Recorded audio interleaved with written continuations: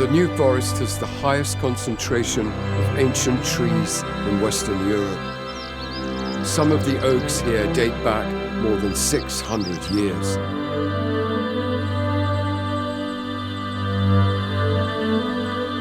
But this is also a working forest, and it has played a pivotal role in our history. Forester Simon Holloway works for the Forestry Commission, who manage the majority of the land in the New Forest National Park. The Navy in the 16th and 17th century, they had a team of what were known as regarders. They were surveyors who would come out into the forest and inspect the crop and see what we had and how many trees we had to create so many ships for the future. And this tree here? Yeah. What do you see? If you were a regarder, what would you see looking up at this tree? Again, you've got those lovely arched boughs here that they could have used for the side of the ship.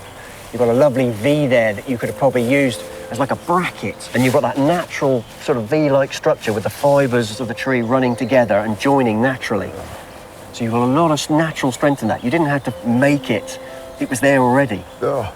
And they would have melded it in a more organic way. So they would have probably heated it up and bent it and carved it to get the perfection of it in the ship. But they would have seen that raw element within the tree itself. Oh, wonderful. The Navy were fully aware that there's only a finite amount of timber in the country. We're a smallish island, and they knew that if they didn't start planting in a systematic way, they would be out of timber. And they were saying, look, if we don't start planting trees now, we're not going to be able to keep the momentum of the shipbuilding to keep expanding the empire at the time.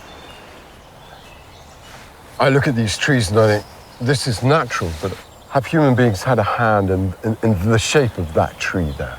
Let's take that tree. Yes, yeah, absolutely. We would have planted them probably about 2 meters apart, either as an acorn or as a grown seedling, and then once they get up to probably about 50 years of age, they would have started respacing them. So taking out competition, taking out the poorer ones, taking out the ones that didn't conform to the shape that they wanted.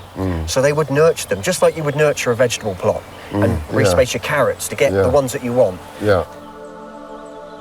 If we hadn't had these woodlands on our doorsteps, we probably wouldn't have grown the empire that we developed over the course of history. And so I'm wandering through this thinking, oh, this is incredible, natural environment, bluebells, birdsong. Yeah. But actually, human beings have created this. We have.